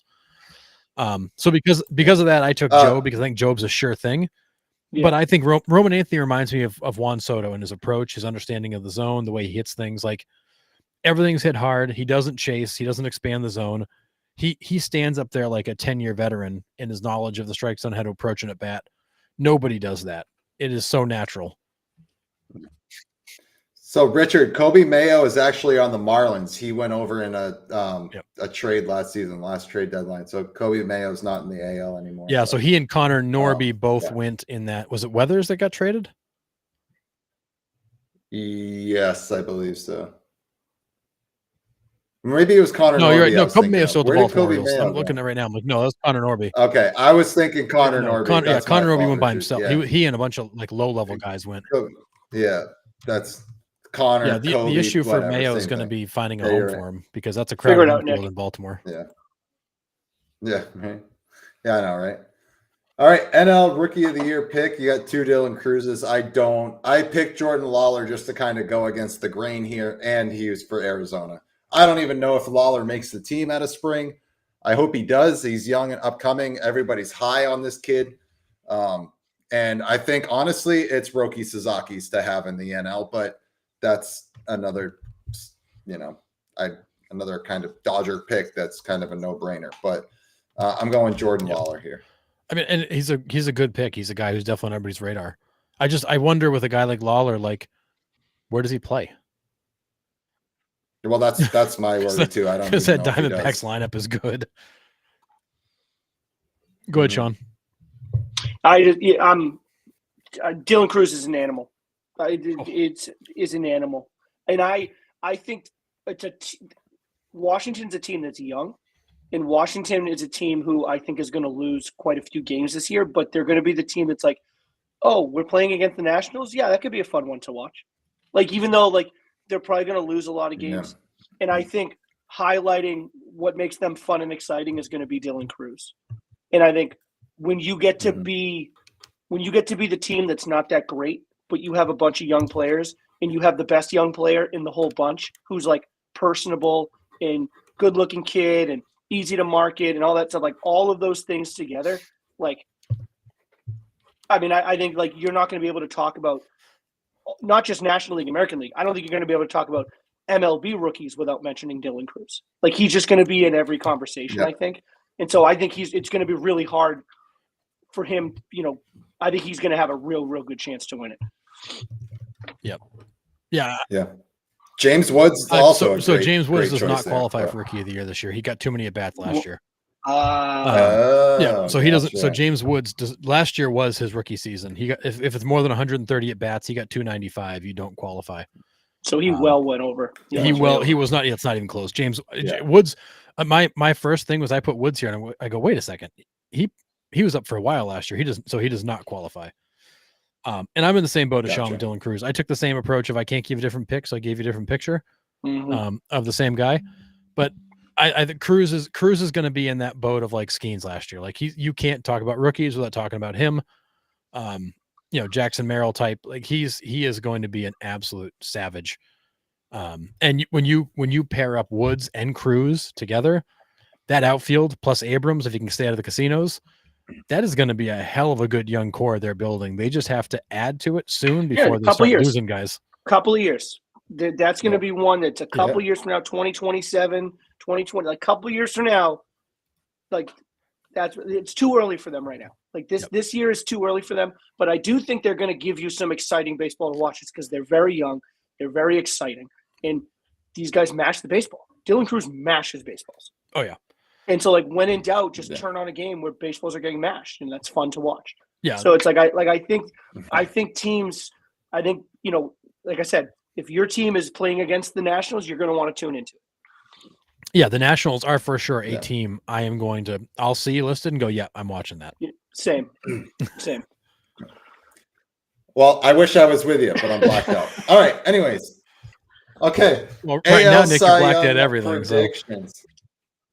So. I don't even want to talk about that. So, anyways, all right, AL Cy Young pick. I'll start this one. I think it's Walker Buehler, and I think it's because all his chips are in the middle of the table. I said it on the last show. I'll say it again. No opt-out, no player option, no club option, no nothing. It's a one-year deal. He's betting his whole career on this season. So he has to go out and absolutely dominate. I loved what he looked like in the postseason last year. I think he comes in and he has a Cy Young year for the Red Sox here because he has to. If he doesn't, he gets hurt or he gets lit up, his career could possibly be over. I mean, yes, a team will probably pick him up off the scrap heap, but he's looking for a big his deal. ace ticket is what he's looking for. Yeah. Yes. Right. No, I agree. Yeah. Go ahead, Harrison. All right, so I'm going to go the other Red Sox pitcher. I'm going to take Garrett Crochet. You look at what Garrett Crochet did last year in Chicago with a team that was terrible. You know, the defense was terrible. He was pitching out of a lot of jams he didn't create, getting very little support, no run support, no defensive support, just a hot dumpster fire. If you take his stuff, put that around a better team, I think you get an even better season. And I think that Crochet will also have the benefit of a little bit less pressure because he knows his team's going to score runs. And his stuff in the spring has been ridiculous. He's been at anywhere between 98 and 101, blowing guys away. Today. Today. His stuff is nasty, and I just think it's going to play really well. Being a lefty at Fenway certainly helps. Being a lefty in general helps. But I think his stuff is absolutely elite, and you're finally going to see him really step into that category of elite by having some actual support around him. Yeah, I'm a Ragans guy every year until he wins it. I picked him 2 years ago. I picked him last year. I love this guy, and I love his stuff. It's just the electricity is off the charts. I love his mentality. He's an absolute bulldog. Even on the days he doesn't have his best stuff, he's going to grind his way down. 6 innings, 80-something pitches. And it's like, oh, shit, he only scattered 4 hits. Like, he looked horrible. You know, like he just has that kind of just stuff. And I think the team is continuing to get better around him. It's no longer Cole Ragans, Bobby Witt Jr., and then a couple of other guys. Like, this is a good baseball team now. Like, this is a good baseball team. And I think he's going to continue to pitch well. This is the best team he's been on in Kansas City. I think this is his best chance to win it, and I'm gonna go in on him this year. Love the pick. Love it. Yeah, I love it too.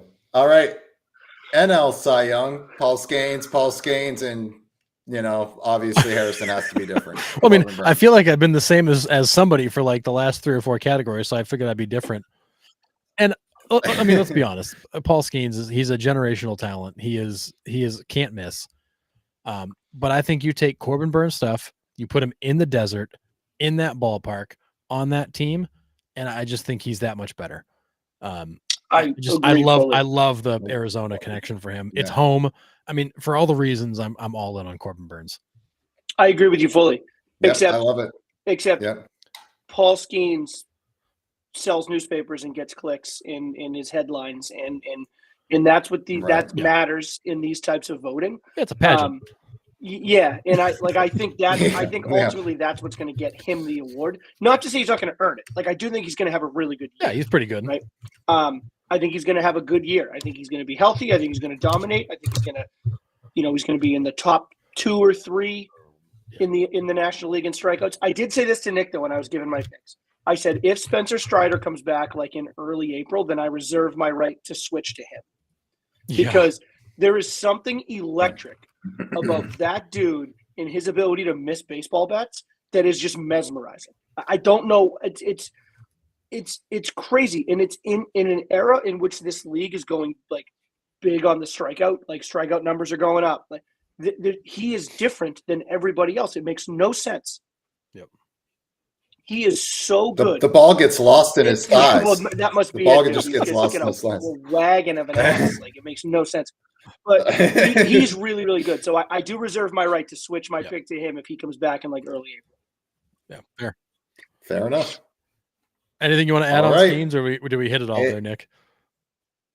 I mean, I'm picking Skeens because of Olivia Dunn. So that's it. Okay.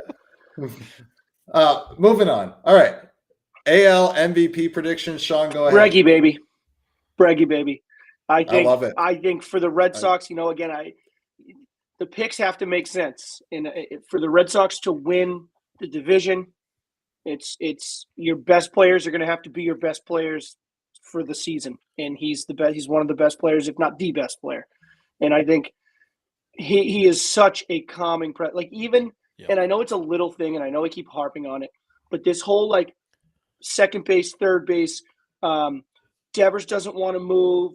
He's using his translator to talk about how he's not going to move. And then you just have Bregman. He's like, I'll play where they want me to play. It doesn't matter. He's just this calming presence. He's a winner. Everywhere he goes, his teams win. He's just a winner. There's something to be said for winners. I think all of those things all come out in the wash, and I think what ends up happening is I think Bregman has a season in which he mashes the baseball. I think it's a season in which he plays a great third base, and then the times that he plays at second base, he plays a great second base. I think he's a leader all the way through. I think these young guys coming up are going to spend the entire season talking about what a joy it is to learn from Alex Bregman, and Alex Bregman's teaching us this, and Alex Bregman's teaching us that. Like all these things that he does intangibly, not just what he does on the field, I think are going to make their way into the media. And I think that's just going to make him look like an absolute superhero. My only concern is I agree with you. I think he could have a massive year. And then he's going to be Adrian Beltre, one and done. Yeah. So like he just that's my fear with that, which I hope he likes it so much here that he does want to stay the extra 3 years, or maybe talk. It's a player opt, right? Sox. Yes. So right. Yes, and it's what 20? What was it a year? 40. 40. That's 40 a year. Let's say he has an MVP season. Right? Let's say he has an MVP season. If he opts out, is he getting 40 a year for 6 years from somebody? Because that's what he thought he was getting this year, and he didn't get it. Yeah. And so now, it's true. another year later, and this would be what, 2 off seasons in a row in which Boris has screwed the pooch for him. Yeah. Like this might be, like I'm with you on it, Nick. But like if we think it through, it's like that there's a better chance that backfires on him than he gets his 6 times 40 ticket that he's looking for to ride off into the sunset. Well, the flip side of that is, say he stays the 3 years to get his 40 mil. At the back end, he's getting what, 3 years at 20 mil? Sure. So would he opt out after 1 year at 40 to take 3 years at 30 or 32 or 34, and to trade off the 3 years at 20 at the back end? Like right, he's got some serious thinking to do when he goes to make that move. But if he has a fantastic season, that's a conversation that I'm okay with having. Like that's a good problem to have. That's what Nick and I have said. Like if we're having that discussion, that means he had a monster year and it's okay. Like we're good with that. Yeah. And I'm in the same boat as you. Like I think when we talked about this on the Boston show just before this, like the Red Sox have lacked that go-to consistent leader. Like you're in this big transition phase. You don't have those long tenured guys like you've had in the past. Bregman's come in and immediately adopted that leadership mentality. Like he's getting on the bus with the minor league guys. He's buying the young guys suits because Carlos Correa did it for him. Like he's doing all these things. that you would expect from that kind of core glue leader type guy. And he's immediately assumed that role day one, even with all the Devers crap floating around. And I think that has a huge impact on the team. Not to mention that Fenway was built for this guy. He is a pull hitter who feasted in Houston. He'll feast in Boston. I mean, to me, the MVP race is Witt, Judge, and Bregman. Those are the three guys I think that are in it. And I just, it's hard to pick one. For me, it goes Witt, Bregman, Judge. But I think Bregman's going to have a monster year for the Sox. I think he changes the way that clubhouse operates. Cora needed a guy like this in his corner. I think this is a whole different ball club because of a guy like Bregman. And for the record, I think Judge is going to have another unreal year too. I think Judge, and I think it's like, in what I think is going to be challenging too is, with Cole being out the entire year, Heel is 3 months, right? But we don't know, what's that going to look like. It's like probably beginning of July. So with the injuries that are starting to stack up, has Stanton even done any baseball activities yet? I know it's he's out for the season. They've already said that. I missed that. Okay, so he's out pretty much. So the Yankees are playing it like it's season. He can't do anything with his arms still. So it's like, I still think, all that being said, I still think this dude is going to have an unreal year, which is just going to even make the case even stronger. That's like, this dude's just a freak. You know what I mean? Like, he probably should win it. Yeah. I think it's those three. I'm with you. The Bregman, Witt, and Judge. Pick the order. I think all of them are going to have awesome years. Yeah. Yeah, I think it's Bobby Witt. 30 stolen bases, 330 average. Let's just stay on the 30 train.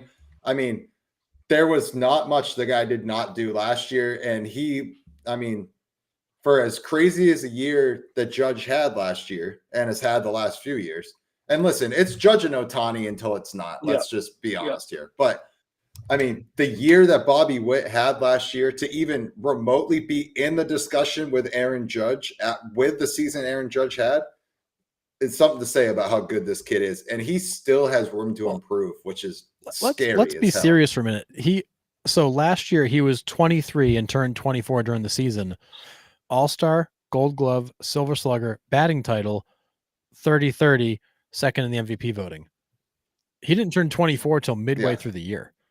I think the sky is the limit for this guy. And that's why I'm picking him. If he has another monster season, the Royals are going to be great.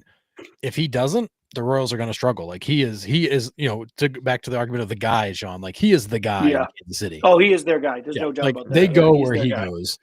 And his talent is, he might be unmatched in what he can do overall. Yep. Totally agree. All right. NL MVP. I know, again, everyone's going to jump on us because Shohei Ohtani's not on here. That's the obvious pick, right? Again, it's Shohei Ohtani or Aaron Judge until it's not. So we did not go that route. Last time I checked, there's some other pretty good guys around the league other than just Shohei. That's what I'm saying. So I'll jump on my Ketel Marte before we get to Tucker here. Again, my favorite player to watch, a little bit of bias here, but not after you look at his numbers last year. He was in the discussion for NL MVP all the way up until he got hurt for like a week and a half, 2 weeks, and at the end of August last year. He put up a ridiculous season last year. I think we're up for it again. Sean actually called this like 2 or 3 years ago. And Ketel Marte is a beast. I'm just going to interject. 2 years ago, this entire screen right now is me, because 2 years ago, my prediction for 2 years ago was National League MVP was Ketel Marte and American League MVP was Kyle Tucker in Houston. Those were my picks 2 years ago. I love these guys. Go ahead. Continue your Ketel Marte thing. I'll go. Yeah. No, I think if he repeats the same season he had last year, or even takes another step forward, we could be talking about Ketel Marte as the NL MVP. Yeah, I think there's 4 guys in the NL that are in the conversation. It's Ohtani, Tucker, Marte, and Soto. Those are the 4 guys. Yeah. Yeah, I think the Soto thing's tough though. No matter what he does, isn't going to live up to what that contract is. Unless he hits 600 home runs. You know what I mean? His contract is so crazy. And then it's it's not like he's a Gold Glover, right? So it's like, well, then we're going to start to nitpick defensive and we're going to start to nitpick base running. And then it just becomes you're paying him a gajillion dollars to sit there and hit. And it's like all that's just going to lead to he probably doesn't win it. He probably doesn't win it. But even though he might have a case. As a Mets fan, Sean, like, do you look at Juan Soto in that big right field at Citi Field and like, do you feel like he's going to play well out there? Buddy, did you see did you watch many Met games last year? I watched quite a few. Did you see some of what was Starling Marte calling that out there? Yeah. Was he calling that right field, some of that stuff? So like, dude, I mean, like, whatever, man. Yeah, but maybe again, it's a low bar. But I'm not turning the Mets games on to watch him play defense. Oh no. When you know what you're getting there. Like that's not what I'm turning on the Met games for. No. So whatever, man. I don't care. No, cue up the circus music, but let the guy hit. Let him hit. Like Maximus, we get it, right? But like, we're not going to put Ohtani on the screen. We all know that he's the favorite. Like we try to make our predictions so we're not like the obvious picks, right? We know it's Judge and Ohtani till it's not. We know Tarek Skubal is probably going to come back. We're not going to pick the same award winners that were last year. Like it would be kind of a boring show. We kind of make our predictions and tell why they could win those awards. There is a world where Ohtani and Judge don't win MVP. I mean, there is a world where there's other players that have really monster seasons and get consideration. I mean, I know that whether that happens, I know that the not, media no, wants to jam Ohtani down our throat, but last time I checked, there are some other really talented players across baseball. Yeah, but all right. All set with these? Yeah, I think Tucker's going to have an unreal year, right? I think the Cubs are going to be really good. I think Tucker's going to be right smack in the middle of it. I think he's going to do really well in that lineup, in that clubhouse, hitting in that ballpark half the season. And I really think I think the Cubs are going to. I wouldn't go as far as say he's the guy like we said about Bobby Witt. Like as Witt goes, the Royals go. Like I wouldn't necessarily say as Tucker goes, the Cubs go. But I think it's right there. This is This is not great for me. This is not. I love this Richard. So Mets stands for my entire team sucks. This is not good for me. This is. That's awesome, Richard. I love it. This is tough. Oh. You come back. All right, come back let's get to back for one guest appearance, and it's just, sometimes you're the nail, sometimes you're the hammer, right? And I guess I'm the nail.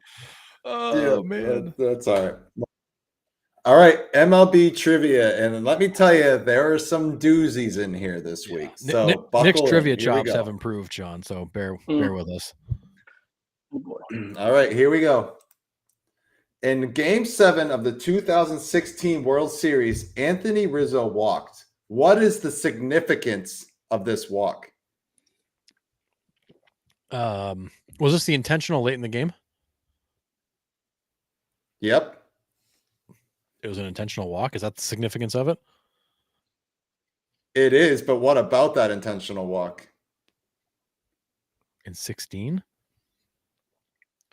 Mm-hmm. Was it like a career milestone for him, or so many in the series? Nope. Something league. Was it the first one that entire postseason or something like that? Oh, was this the last one where they actually threw the ball?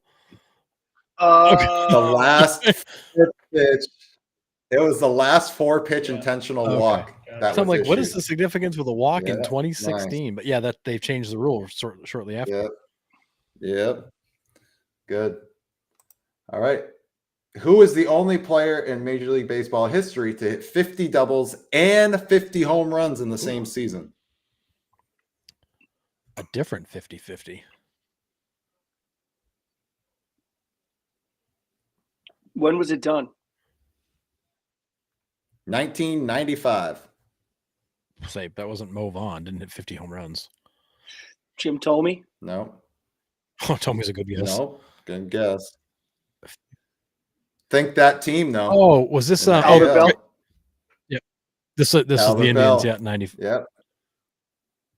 Albert Bell was a monster. Albert Bell. Well, he said 95. I started ripping through that Indians roster. Yep. That was I'm like, oh yeah, that team. Yeah, 95 Indians. You could pick anybody on that team. All right, here we go. What former player has the MLB record for most Major League Baseball stadiums played in during their career? Where's with John in the 50? chat? This has got to be Jamie Moyer. It is Jamie Moyer. I had to throw this one in. We've had this guy coming in every single week, and every trivia question just goes Jamie Moyer, Jamie Moyer. And of course, Oh, he's John, not you missed here a good this one. week. He's a big Mariners fan too, so the Jamie Moyer joke is funny. Yeah. That's hilarious. All right. This is courtesy of Baseball History Dork. Which team has the same amount of ruptured testicles as they do playoff berths in their franchise history? It sounds like a Marlin stat. No. Is that a Mariners color? It is the Mariners. Yes. That's crazy. So Seattle Mariners with 5 each. Oh. Mike Parrott, comebacker. Josias Manzanillo, comebacker. Oh. Got both of them. Adrian Beltre, ground ball, no cup. Mitch Haniger fouled a ball off Lord. himself. No, that was from Baseball. Thank you, Forrest, for that one. Yeah. Yeah, Forrest has a good one. I read the whole thing and his innuendos, and then me and him went back and forth on Messenger last night with a whole bunch of other ones. Like I could have just kept going for days. Boy, that record one's is nuts. But... Nice. Anyways, yeah, so you'll get to meet Forrest some more. He's going to be on in the next couple of weeks. So he'll be on for our history segments. Maybe we can talk about ruptured testicles. Or not. That'd be great too. But... or not. That's awesome. We'll see. All right. Here we go. Next one. Who are the only two Major League Baseball players to hit 5 home runs in a doubleheader? This sounds like a Mantle or a Yogi Berra kind of record. You're in the right era, wrong league. So think National League.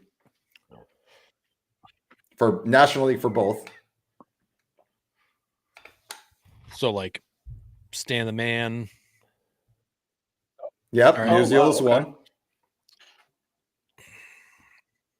Then this other guy is a power hitting Padre back in the day, like when they first probably became a franchise. His name gets thrown around quite a bit. Everybody thought he was the 50 home run guy, but it was actually Greg Vaughn to hit the first 50 home runs for them.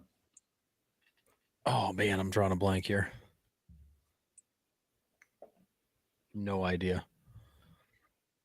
The second guy, Sean, I guess. No. Second guy is Nate Colbert. Okay. And Stan Musial. All right. Nice job with Musial.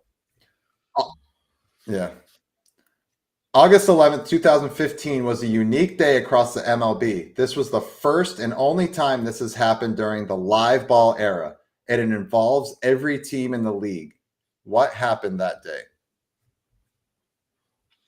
First only time this happened during the live. Like were there like no home runs hit? No. That'd be nuts. Not a bad guess. Fewest runs scored? No. Assuming live ball era is important. And it involves every team in the league. So is that a date? So every team that played, or every team did play that day? Like there were every team that played that day. It's the first time this ever happened.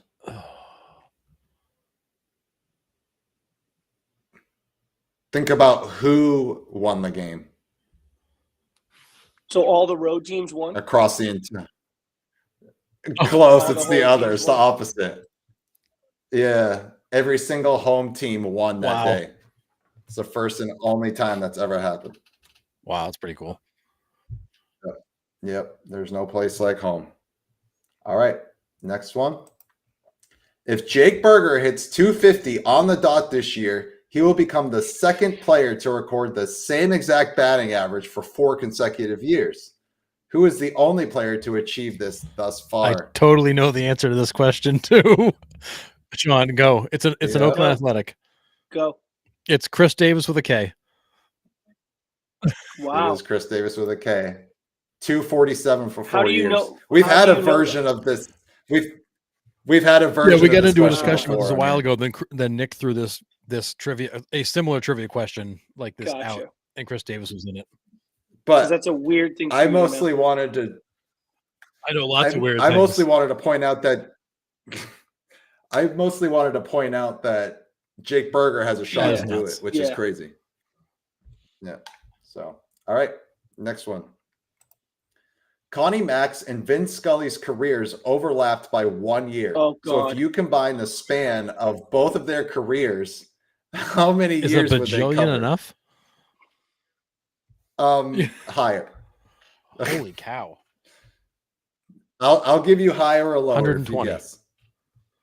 Higher. It's Higher. probably like one. It's like 140. No, 153.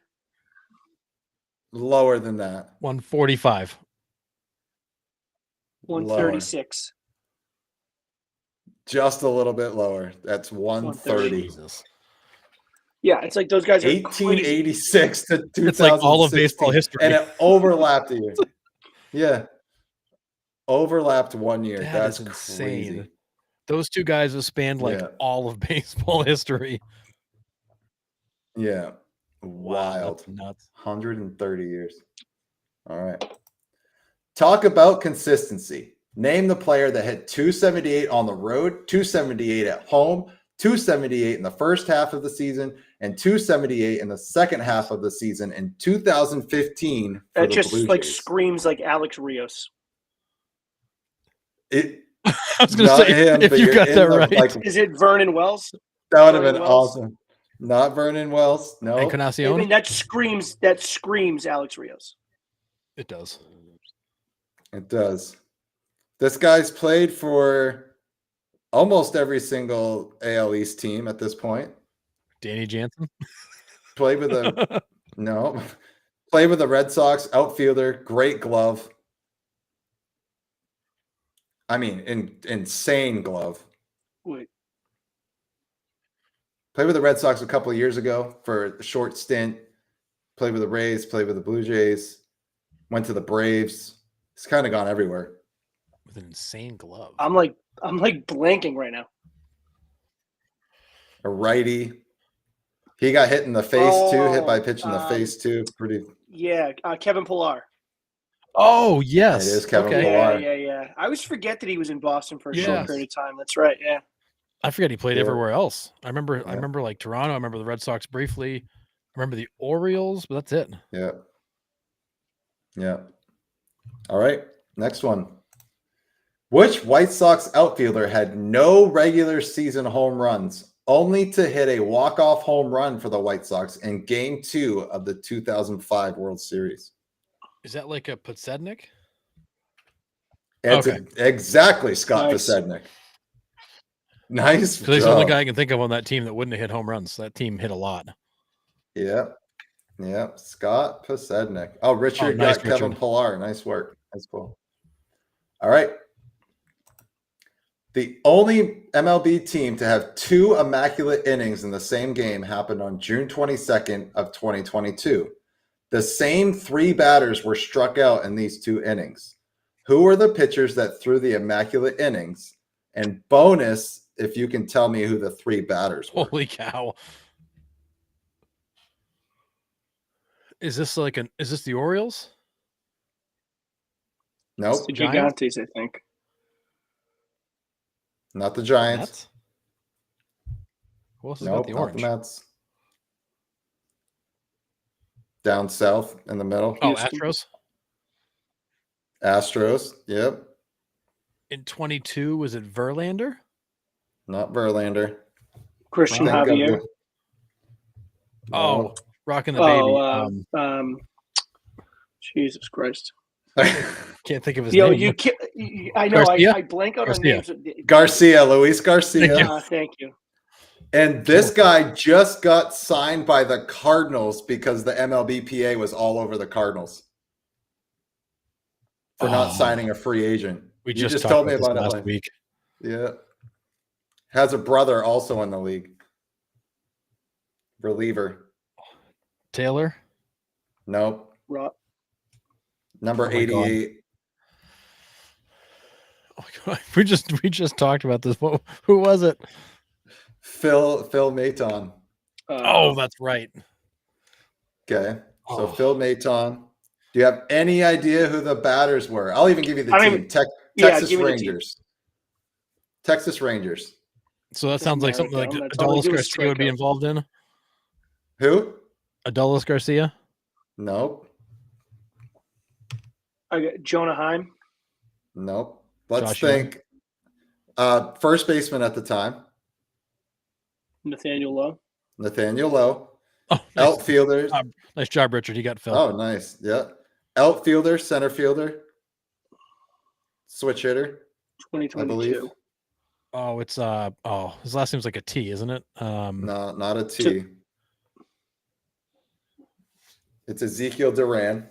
Oh, that's all who I was thinking it was. Yeah. Okay. And then the third one is a wily veteran, bats barehanded, left-handed, but I remember him mostly for his time with the Rays.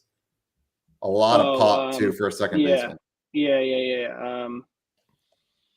Where's the High Sox? Yeah. Stop talking. You're killing me.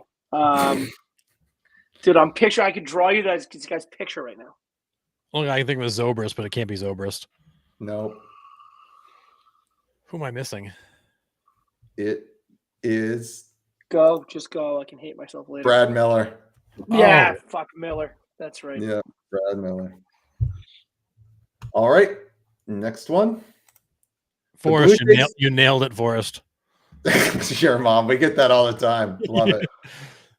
The Blue Jays. I almost said your mom. The Blue Jays have 4 walk-off grand slams in their franchise history. 2 of them came in a 4-day span in July of 2017 that were hit by the same player. Who hit them? So who hit the 2, or who won all 4? Who hit the 2 in the 4-day span? Jeez. 2017. Donaldson? No. In 17.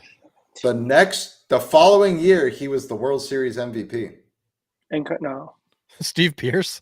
It is Steve Pierce. Wow, that's crazy. Steve Pierce has carved out some little like niches for himself in history. Yep. Steve Pierce. I was waiting for the right time, Forrest. It's always the right time. Yeah, for sure. All right. Oh, and Richard got Brad Miller. Nice job, Richard. Nice. All right. Which former Astros, Twins, Red Sox, and Yankees player had all of his first 25 MLB home runs be solo shots? Are those the order in the team's order in which he played? Yes, sir. Yeah, it's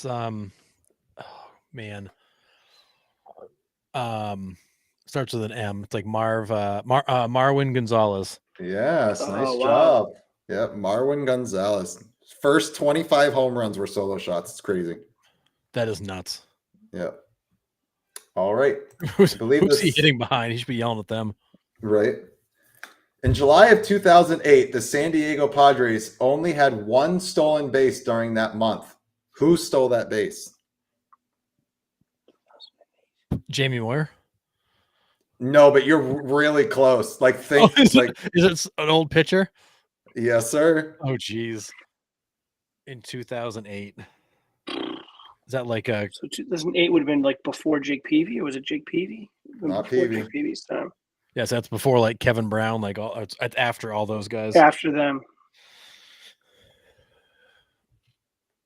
Was this the guy who's like a longtime Padre, or did he come from somewhere else? No, came from somewhere else. Oh, crap. Maddox. It is Maddox. Oh, nice good job. pull. It's like, who made a pit stop in San Diego? That's brilliant. 42-year-old Greg Maddox was the only stolen base in the July of 2008. Did they just not throw out of respect, or what? I think the guy's a sneaky athlete, dude. You know what it is. Yeah. The guy's is a python. So Andy Ashby's not a bad. That's a good guess. Forever. Yeah. Dang. All right. That's all I had for today. Do you have anything else, Harrison or Sean? No other items. This was a great prediction show. It's a lot of fun getting together, the 3 of us, to go through the predictions. And man, 2025 should be a fun year. I couldn't have. I'm glad you guys asked me to come back, man. That was Of course. a lot of fun, man. To get back into it. That was good. We'll have to do that again. Oh, absolutely, man. You are a huge reason for why we're still able to do this. Like, we had our 200th episode, a couple episodes ago, and we pumped you up, buddy. Like, I gave you a big. I saw, man. I appreciate that. I mean, seriously, like, you were a huge part of this show, and you're always welcome back. So that's, yeah, man. We'll definitely we'll get some stuff on the calendar, man. We'll square it away. We'll get back. Oh, absolutely. So if you're around Tuesday morning at 6 a.m., we're going live to watch the Japan game. So,